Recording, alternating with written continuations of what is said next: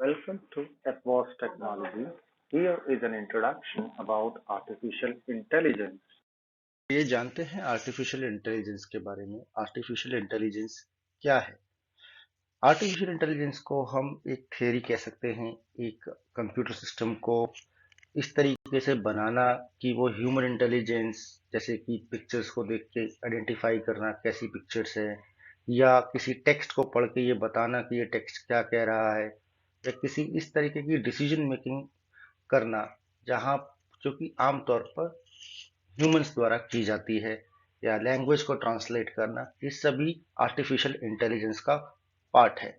अगर मैं इसको डिटेल में समझा जाए तो आर्टिफिशियल इंटेलिजेंस में तीन एरा आई, जो कि स्टार्टिंग से लेकर 1950 के आसपास आर्टिफिशियल इंटेलिजेंस की शुरुआत हुई, जो आगे चल के मशीन लर्निंग और डीप लर्निंग में बदल गई। जहां पर आर्टिफिशियल इंटेलिजेंस ह्यूमन एक्सपर्टीज की बात करता है कि मशीनों में ह्यूमन बिहेवियर को हम ला सकें। मशीन लर्निंग इन्हीं चीज़ों पर बने हुए मैथमेटिकल एल्गोरिदम्स के पर काम करता है। और डीप लर्निंग एक ह्यूमन इंटेलिजेंस को किस तरीके से हम मशीनों में एनकोड कर सकते हैं, इनके बारे में बात करता है।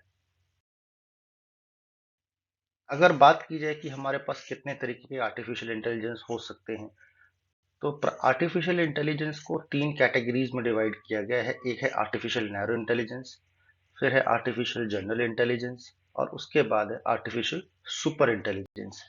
आइए देखते हैं इनके बारे में डिटेल में। आर्टिफिशियल नैरो इंटेलिजेंस अभी तक का अचीव्ड नैरो इंटेलिजेंस फॉर्मेट है। आर्टिफिशियल इंटेलिजेंस का एक वह एरिया जो हमने अचीव कर रखा है। जैसे कि इस तरीके के इंटेलिजेंस में हम किसी एक पर्टिकुलर प्रॉब्लम के लिए अपने मशीन को, अपने कंप्यूटर को या अपने डिवाइस को तैयार करते हैं, और वह उस पर्टिकुलर काम के लिए आसानी से परफॉर्म कर पाता है। जैसे कि सीरी, एलेक्सा, कॉर्टाना, ये सभी एक तरीके के छोटे एग्जाम्पल्स हैं जो कि एक स्पेसिफिक टास्क करते हैं वॉइस रिकग्निशन का, जो कि एक मशीन, जो कि आमतौर पर ह्यूमंस द्वारा किया जाता है। दूसरा प्रकार जो हमारे पास है वो है artificial general intelligence. Artificial general intelligence को हम स्ट्रॉन्ग इंटेलिजेंस भी कहते हैं, जहां पर हम ये उम्मीद करते हैं कि मशीन जो है एक ह्यूमन बिहेवियर और ह्यूमन के बेसिस पर इनैक्ट कर सके। इसमें अभी तक ये अचीवेबल 100% नहीं हो पाया, इस पर काम अभी जारी है। कोशिश की जा रही है कि हम एक मशीन को एक ह्यूमन की तरह बिहेव कराने की कोशिश कर सकें। तीसरा और आखिरी टाइप है मेरे पास artificial super intelligence. Artificial super intelligence एक मशीन की कॉन्शियसनेस बढ़ाने की बात हो रही है यहाँ पर, जो कि अभी हाइपोथेटिकल है। एज ऑन डेट ये चीजें अचीव नहीं की जा सकी, जहां पर मशीन मेरी खुद की एक सोच रख सके और ह्यूमन सोच से ज्यादा आगे काम कर सके। तो अगर मैं टाइप्स ऑफ आर्टिफिशियल इंटेलिजेंस की बात करूं, तो मेरे पास दो तीन तरीके हैं: डीप लर्निंग, मशीन लर्निंग और आर्टिफिशियल इंटेलिजेंस।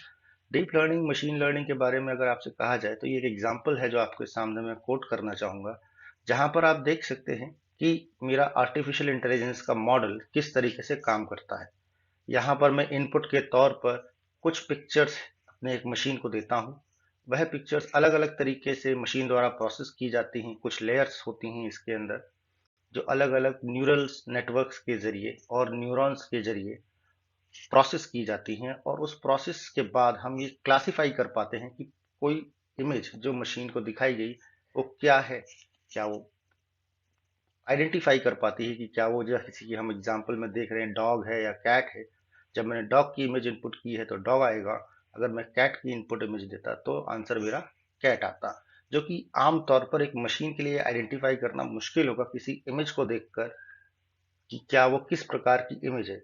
इसका एक छोटा सा एग्जांपल है फेशियल रिकग्निशन, जो कि हम आज के अपने हेल्थ एंड डिवाइसेस में फेस अनलॉक एक फीचर आता है, जिससे आपकी फेस को देखकर आपका फोन या आपका हैंडल डिवाइस अनलॉक हो जाता है। तो वह एक सिंपल सा आर्टिफिशियल इंटेलिजेंस का प्रोटोकॉल है जो कि यूज हो रहा है। जैसा कि आपने पहले देखा, एक एग्जांपल मैंने आपको दिखाया कैट और डॉग का, जिसमें आप देख पा रहे थे वहां पर हमने डीप लर्निंग की मेथोडोलॉजीज को यूज किया था। एक और एग्जांपल आपके सामने कोट करते हैं, which is using the machine learning methodologies, जहां पर मैं कुछ न्यूमेरिकल कंप्यूटेशन के द्वारा अलग अलग क्लासिफिकेशन करके चीज़ों को आइडेंटिफाई करने की कोशिश कर रहा हूँ। यहाँ पर एक मशीन है, मशीन को हम जिस प्रकार का इनपुट दे रहे थे उसी हिसाब से उसने सारे आउटपुट्स को के बीच में से वो चीज़ आइडेंटिफाई की है। इसको हम एक तरीके से एक इमेज को क्लासिफाई करने का या इमेज को फाइंड आउट करने का एक तरीका समझ सकते हैं। आइए अब जानते हैं कि जो तीन टर्म है मेरे पास, आर्टिफिशियल इंटेलिजेंस, मशीन लर्निंग और डीप लर्निंग, इन तीनों में फर्क क्या है। आर्टिफिशियल इंटेलिजेंस 1950s के आसपास आया, मशीन लर्निंग 60s में और डीप लर्निंग लगभग 70s के आसपास आया। आर्टिफिशियल इंटेलिजेंस में ह्यूमन इंटेलिजेंस की बात की जाती है।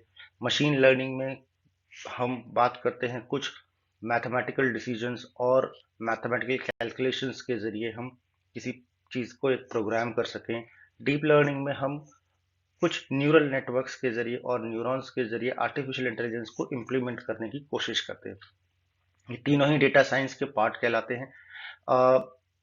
आर्टिफिशियल इंटेलिजेंस में हम ऐसी मशीनें बनाने की कोशिश कर रहे हैं जो कि ह्यूमन कैपेबिलिटीज को काम कर सके। मशीन लर्निंग में हम ऐसी मशीन्स बनाने की कोशिश कर रहे हैं जो कि कोई प्रॉब्लम सॉल्व कर सकें। बाकी डीप लर्निंग की बात जहाँ तक रही, वो पैटर्न रिकॉग्निशन या फेशियल रिकॉग्निशन, यहाँ जहाँ पर कोई ऐसी चीज आ जाए जो कि नंबर्स में नहीं बल्कि किसी और तरीके से हमें इनपुट के तौर पर प्राप्त होगी, उन चीजों में हम डीप लर्निंग का इस्तेमाल करते हैं। दैट्स ऑल, आज के लिए काफी इतना ही। Thank you very much. आगे चल के हम और फर्दर वीडियोस में आपको डीप लर्निंग, मशीन लर्निंग और आर्टिफिशियल इंटेलिजेंस के बारे में विस्तार से जानकारी देंगे। Thank you.